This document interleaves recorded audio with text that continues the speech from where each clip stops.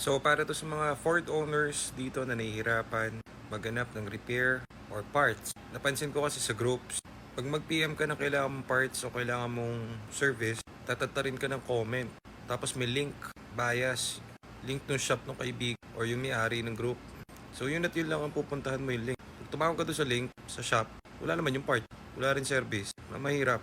So ito, dami rin nagme-message sa atin from Mindanao, from Visayas, na siguro walang access sa repair or walang knowledge dun sa kung anong gagawin doon sa unit nila. Ford Export, Fiesta, Everest, Ranger, Explorer, Focus. So ito, ginawa ko to. So if ever may question po kayo, comment nyo lang below.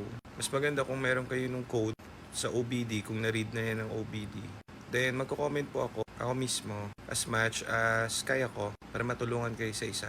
Comment nyo lang yung problem and kung ano yung nagaganap doon sa sasakyan. Okay, thank you.